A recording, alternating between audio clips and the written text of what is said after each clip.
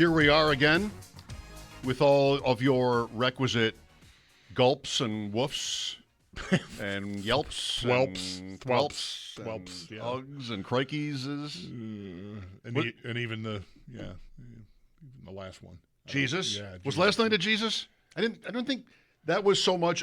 Jesus for me, if I may be allowed to get political this one time, was like game 3. Jesus, they can't even match this team. Last night, I don't know. You said it too earlier to me. We were talking, and was that last night?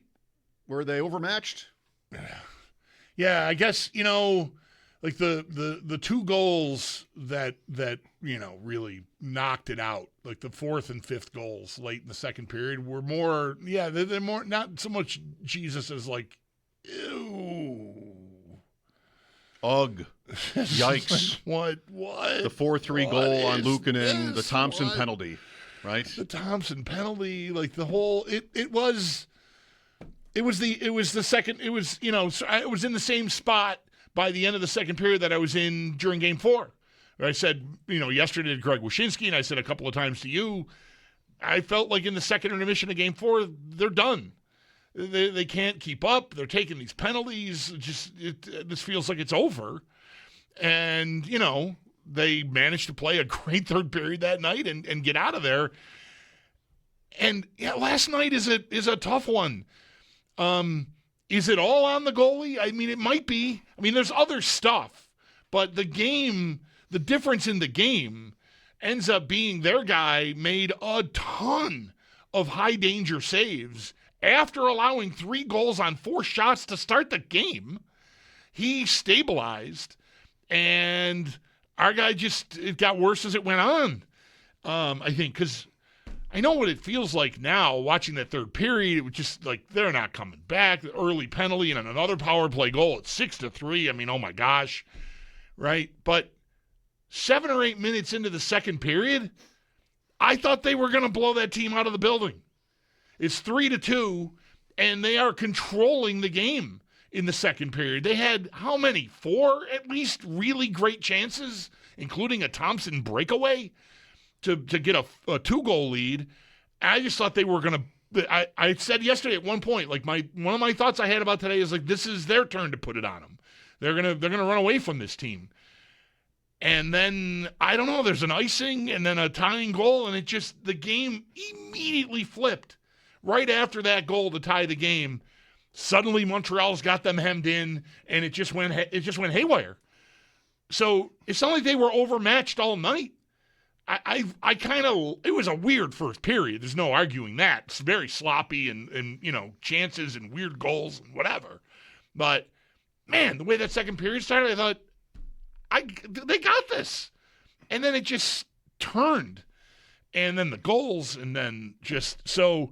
I'm fighting hard to not be completely despondent because there was, there was a moment in a game last night where that leaves you feeling demoralized, where I thought maybe I'm crazy. I don't know if you share this opinion. I haven't really talked to a lot of people about it, but I thought almost halfway through the second period they had this.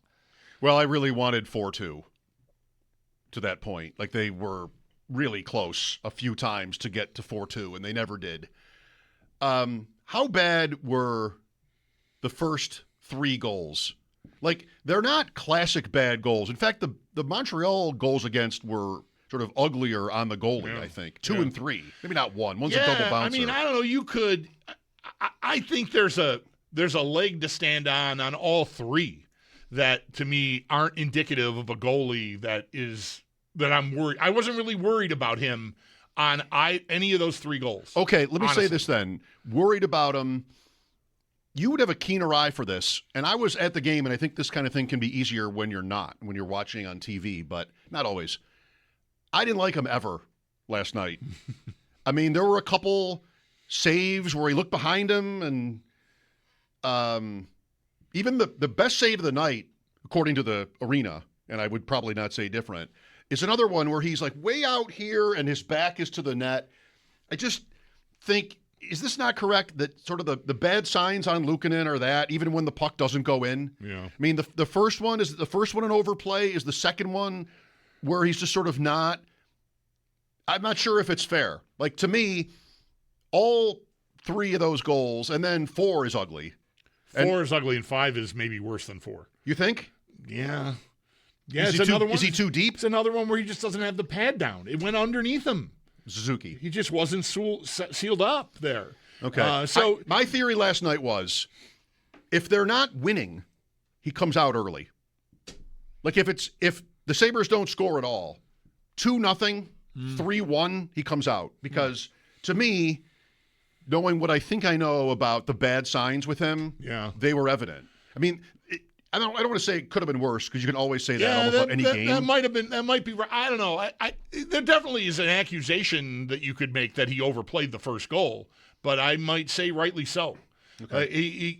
Of course, it looks bad when you come out like that and there's a back door available, but I think you got to have some faith that your guys are going to defend that. There were plenty of people around. It's just Caulfield beat them all to that spot. And so I think you got to trust that somebody's going to get him, and you're coming out to make the save on the guy that's got the puck right in front of you, who's also kind of open and could shoot. So I give him some leeway there. The second one is the one that's off the skate. I don't know. I have a hard time getting on him about that. But look, I don't need to prop him up. He blew it. The two that came at the end of the second period are bad enough. That it ruined the night. His redemption arc lasted 1 game. Right. It's really, it was such a cool story that could have been written, guy loses job, gets back in, and never looks back. And that's over. Well, I can't blame Lindy for it. No, I don't think so either. It wouldn't even be fair to, because I wasn't sitting here yesterday saying that play Lion should go back in. Play Lion, yeah. It wouldn't be fair to do it. I really can't. It's not over yet. First, let me say that first to this point, but it's been a story of the season that he's been able to go to both guys, and that hasn't let him down. And I just think the way the scoring went last night, Ruff was kind of trapped. I wonder if he would agree with this, that he could have had an instinct to pull his goalie earlier. Even 4-3. 4-3 is gross. But it's 4-3. And you're getting late in the second period, and that's a weird time to make that move, as bad as that was. Then almost immediately it's 5-3, and now you're jammed, and the period's almost over. And then, of course, he's coming out at the second intermission. I didn't assume it. I didn't assume it either, but somebody asked me halfway through the intermission. I was scrolling through Twitter and I said, I would. And then, 5 minutes later, he's out. Okay. So I give me another credit for getting the goalie choice right. I thought he would switch, and he did, but by then, just too late. And they had a lot of looks in the third, in and around, before and after the goal for 6-3. Talk about kind of close to domination in the second for the first, however many, 8 minutes or whatever that was, and the third. I mean, you're still not dead at 6-3, but it's 6-3. I mean, your odds aren't great. Well, the series isn't over, and I'm in no mood to, hammer them. I thought middle of the series, after game 3, that's when we made our list of fun words, and I don't know that they have this, but they won 4, and last night, for a lot of it, was right there. But yeah, I mean, walking out, I fell into a couple of different conversations, quick reaction to the game, a couple of listeners who asked me, and I'm like, they just needed more saves, I think. Yeah. And, their goals, they were fortunate. There was a lot of pressure, but they're not scoring these, and this is where it gets to Tuch and Thompson. Mm-hmm. And I might put them in that order. They're not scoring these open net from the slot, bing bang kind of goals that Montreal is. I mean, what is the tally now even for the series? 21-13 in goals, I think it might be. Their goals are coming from just consistent pressure and screens, and that's the way they do it. Almost a lot of their goals in the series have been on screens, and that's fine.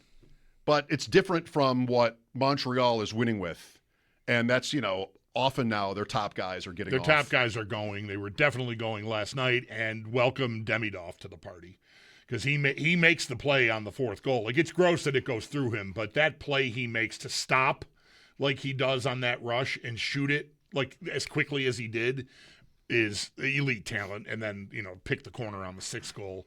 Because he hadn't scored all playoffs, that guy, yet.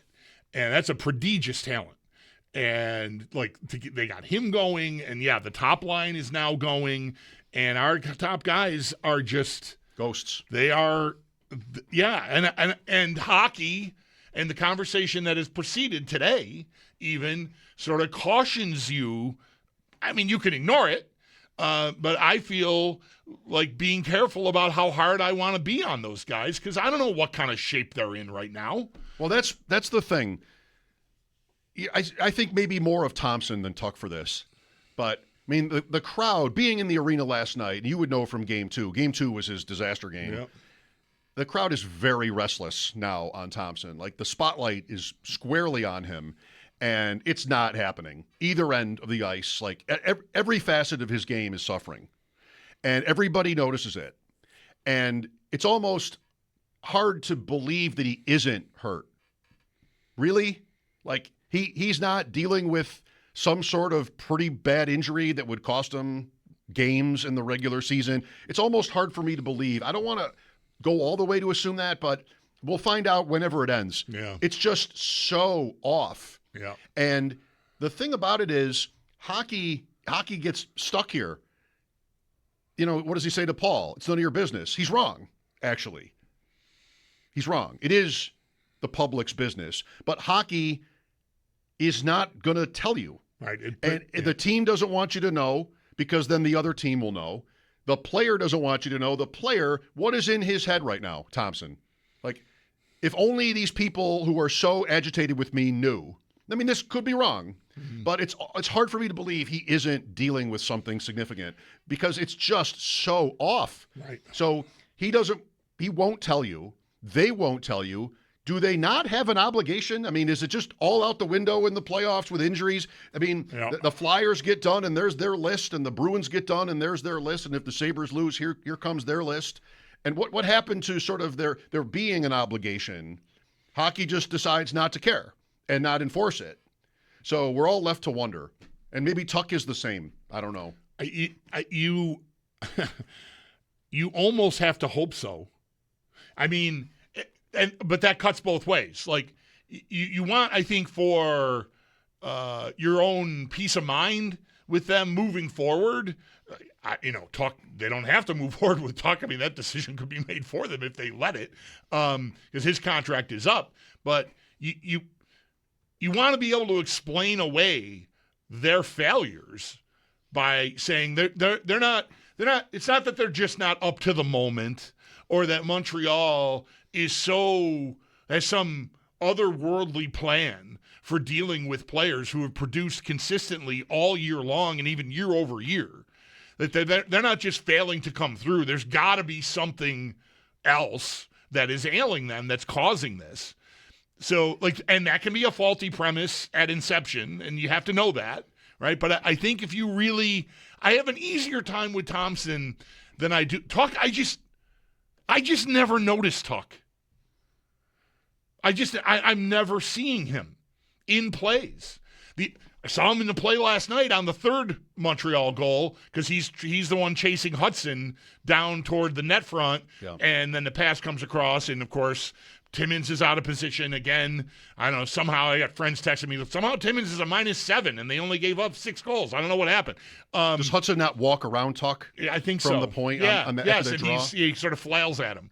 But Thompson is more prominent, and I was talking to Owen before I came to work today, and I'm surprised nobody has really gone and tried to do a deep dive, looking at all the footage that there is to try to figure out when something could have happened to either one of these guys. And a part of that would be, I feel like Thompson is still getting teed up for one-timers, and you're seeing him shoot that shot. But he couldn't lift the puck over the goalie last night when he had him sprawled. He makes that move and is going to wait him out, and that play, I think you're hoping to flip it over the goal. You've waited him out long enough. You're still in position. You've got an angle, and he's going to be sprawling. You got to flip it up, and he couldn't. It wasn't close. Right. It was just Dobis didn't need his glove. Right. It was just along the ice. Yeah. And I'm thinking, okay, how many wrist shots have I seen him take? Right? Is he taking maybe he's got something, whatever is bothering him on his hand, his thumb, his wrist, his forearm, his elbow, whatever, allows him to use the hammer, the slap shot, but the wrist shot maybe, and that would be stick handling and everything that you've seen him sort of get tangled up with.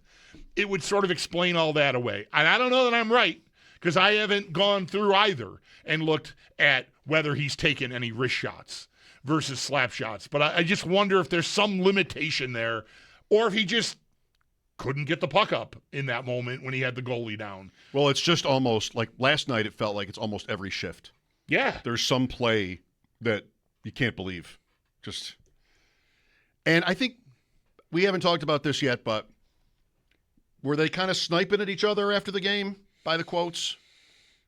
Like you have Luukkonen mentioned defense. Luukkonen complimented Montreal's defense in a way that read to me. I saw that in I think a Luke Fox Sportsnet column or article.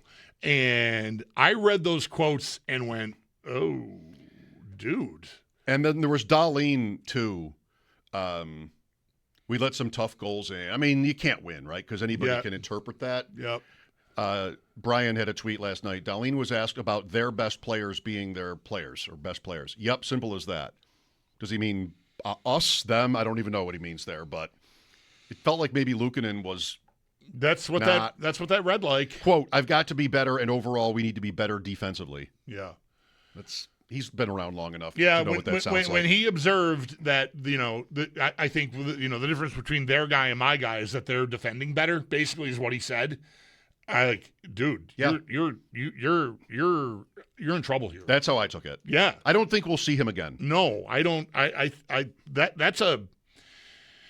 We'll see. I mean, maybe everybody there knows what he really meant and maybe even agrees with him. I don't know. But I did not like that as the first thing I read him having to say after the game, tagged with, I have to be better. Now, I don't know what order he said everything in. You can present the quotes in any order you want in a piece like I read.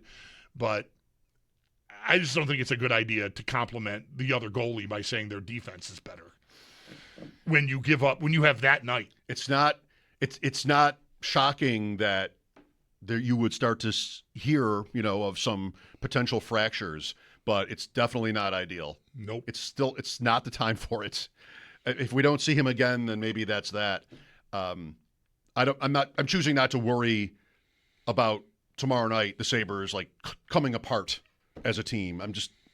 We'll see what it looks like, but I'm choosing not to worry about that. They've won too much, and they're too close to, it's not 3-0 where you might have that in a series.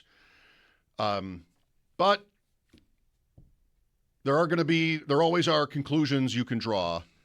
When it comes to Tuch and Thompson, when it ends, we'll take what they tell us, because it's just so unfortunate how these two guys, and when you have the Canadiens buzzing like they are, you're playing at such a disadvantage. I mean, in the crowd last night, we're all like, do you bench them? Right. Do you just take them out? I know. Who do you have, in your lineup or in reserve where you can actually make that move for Game 6 of the second round? I just don't think you can. No, you don't. But it's possible that Thompson would have been out for a month if it were the regular season with whatever he's got, because it's been about that long. When did he scare us by missing that one morning? Was that even before the playoffs? There was a morning, maybe they had a chance to clinch and he wasn't there. Oh, what's wrong? But he does play, and they just blow it off. And maybe Tuch had one of those too. I'm not sure. So you've got your best line is nowhere.